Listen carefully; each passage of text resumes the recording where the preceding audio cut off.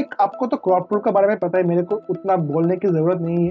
आप देख सकते हो कि यहाँ पर इतना सारा बॉर्डर्स आ गए। हाँ, ये जो यहाँ पर जो मतलब ये जो डिज़ाइन है क्रॉप टूल का, ये डिज़ाइन आपको फोटोशॉप 2020 में ही दिखेगा।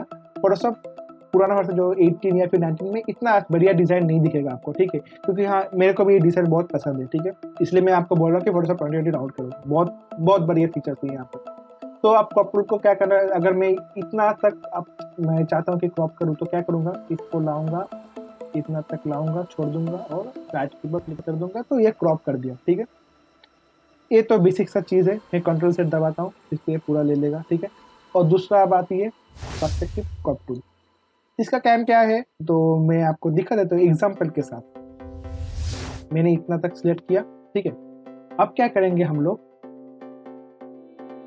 दिखाएंगे कि हाँ हम लोग साइड से देख रहे हैं पेंसिल को, तो तब कैसे दिखेगा।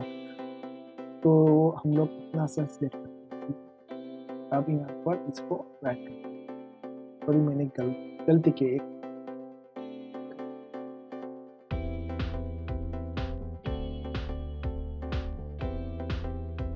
मुझे इस साइड को लाना, तब वो वाला इफेक्ट आएगा।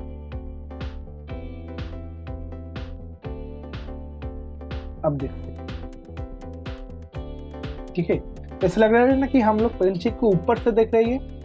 अगर आपको पहले वाला पिक्चर देखनी है तो आप देख सकते हो कि कैसा लग रही है पहले वाला पिक्चर और दूसरे वाला। वैसे बैकग्राउंड हट गया क्या? हाँ बैकग्राउंड हट गया। तो ये रहा पहले वाला पिक्चर और ये रहा दूसरे वाला पिक्चर, ठीक है। अगर आप अभी सोच रहे हो कि भाई मैंने पहले वाला पिक्चर को लाया कैसे, क्योंकि वो तो मैंने हटा दिया था और कंट्रोल जेड से तो ये नहीं होगा, तो अगर आपको अंडू करनी है तब कंट्रोल जेड दबाना, कंट्रोल जेड से अंडू होगा। और फिर से अगर रीडू करनी है तो कंट्रोल शिफ्ट और जेड, ठीक है। Control shift Z redo, control Z undo, ठीक है। अंडू रीडू, अंडू रीडू, ठीक है। तो ये एक अलग सा शॉर्टकट है, मैंने आपको बता दिया। उसके बाद आती है स्लाइस टूल। भाई स्लाइस टूल एक बहुत ही काम की टूल है, तो मैं आपको दिखाता हूँ कि ये टूल कैसे काम करती है। मैं आपको एक एग्जांपल दिखाता हूँ, तब आपको ज़्यादा समझ आएगा, ठीक है। मैं आपके इंस्टाग्राम पेज एक बार खोल लेता हूँ।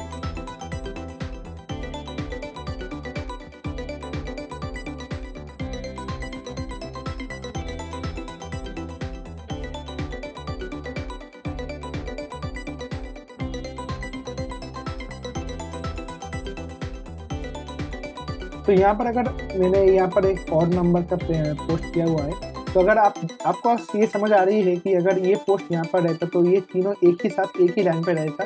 मैं जब वीडियो एडिट करूँगा तब आपको मैं समझा दूंगा।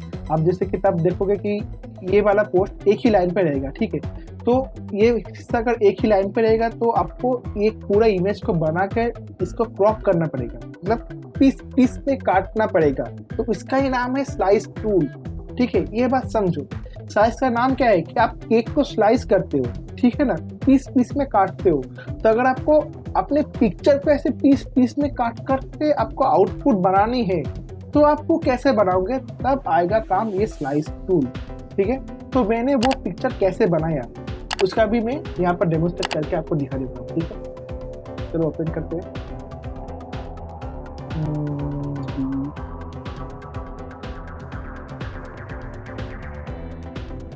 चलो मैं ये वाला पिक्चर यहाँ पर लेता हूँ, ठीक है। अब ये है मेरे पास स्लाइस टूल, ठीक है। यहाँ पर मैंने स्लाइस टूल को सिलेक्ट किया हुआ है और अब यहाँ पर देखो ये स्टाइल, ठीक है।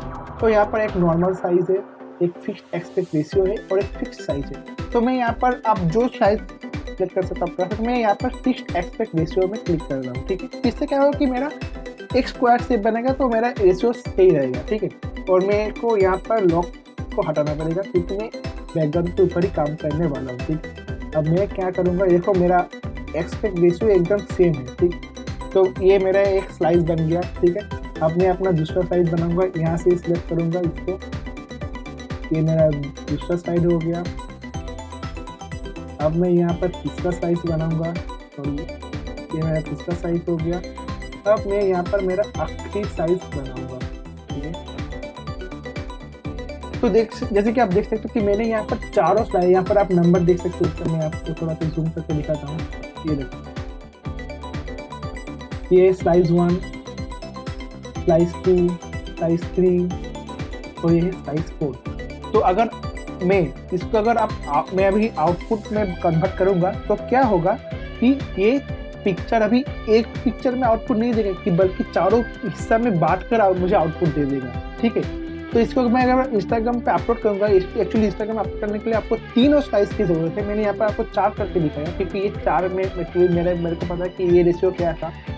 तो इसको आपको अगर आप एक्सपोर्ट करना चाहते हो तो आपको क्या करना पड़ेगा, मैं आपको दिखा देता हूँ।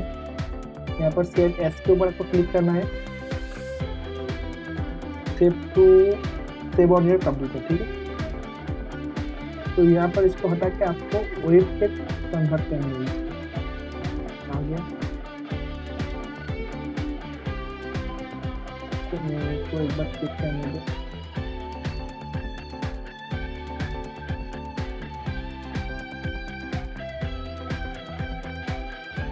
ओके, तो यहाँ पर एक ऑप्शन आ रही है सेव फॉर वेब। ठीक है, तो आपको अगर आप स्लाइस किए हो इमेज को तो आपको ऐसे एक्सपोर्ट करनी है। ठीक है, एक्सपोर्ट और सेव फॉर वेब। ठीक है, तो इसके ऊपर क्लिक करो। तो आप देख सकते हो कि यहाँ पर हर एक अलग अलग साइज यहाँ पर दिखाएगा। ठीक है, तो यहाँ पर हम लोग को क्या करनी है, यहाँ पर हम लोग जेपीजी को भी सिलेक्ट कर सकते हैं। तो उसके बाद यहाँ पर हम लोग सेव के ऊपर क्लिक करेंगे और डेस्कटॉप पे क्लिक करेंगे, तो ये डेस्कटॉप पे हम लोग को ये आउटपुट दे देगा। सेव किया,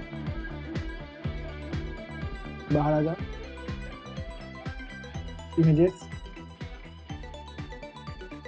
तो आप देख सकते हो जैसे कि मैंने चारों पिक्चर का अलग अलग पीस किया था, आउटपुट भी वैसे ही निकला है। ठीक है, तो अब आपको समझ आया होगा कि अभी आप देख रहे हो कि इंस्टाग्राम पे सभी बहुत लोग ऐसे ऐसे अपलोड कर रही है, तो ये अपलोड कैसे कर रही है आपको ये समझ आ गया होगा। ठीक है, ये बेसिकली स्लाइस टूल की करामात है। ठीक है, जैसे कि देखो ये एक अलग सा आउटपुट निकला है।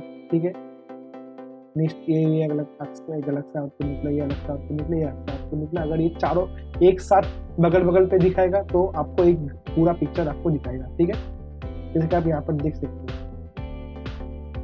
मैं यहाँ पर व्यू को थोड़ा एक्स्ट्रा लार्ज कर देता हूँ तो आपको समझ में आ जाएगा अगर ये चारों बगल पे दिखेगा तो कैसे दिखेगा। तो बेसिकली यही स्लाइस टूल का काम है। ठीक है, तो हम लोग यहाँ पर स्लाइस टूल को सीख चुके हैं। अब ये स्लाइड सिलेक्ट टूल क्या है? देखो, स्लाइड सिलेक्ट टूल ये है कि हमने जो स्लाइड को सिलेक्ट किया है, अगर हम उस पार्टिकुलर साइज को मूव, मतलब जो स्क्वायर हमने सिलेक्ट किया ना यहाँ पर, अगर मैं उसको मूव करना चाहता हूँ, मतलब थोड़ा सा यहाँ से हिलाना चाहता हूँ, तो क्या करूँगा? तो ये यहाँ पर ये काम आती है, ये सिलेक्ट स्लाइड टूल। ठीक है, तो इससे हम उस स्लाइड को हिला सकते हैं, क्योंकि पहले तो हम स्लाइड को सिलेक्ट कर रहे थे, मतलब स्लाइड बना रहे थे, और बना हुआ स्लाइड को अगर हम लोग को ऑर्गेनाइज करनी है तो हम लोग ये वाला टूल इस्तेमाल करेंगे। ठीक है, तो इससे हम स्लाइड को इधर उधर कर सकते हैं। ठीक है, अब ये जैसे कि ये मूव टूल का ही बराबर है, क्योंकि यहाँ पर हम लोग साइज को मूव करें, तो फिर से आप जो ऑप्शन था, मतलब राइट लेफ्ट अप डाउन, उस टूल को आप यूज करके अपना स्लाइड को ऑर्गेनाइज कर सकते हैं। ठीक है, तो ऐसे हम लोग का स्लाइड टूल का काम हो गया। तो ये वाला टूल हम लोग का कंप्लीट हो गया है।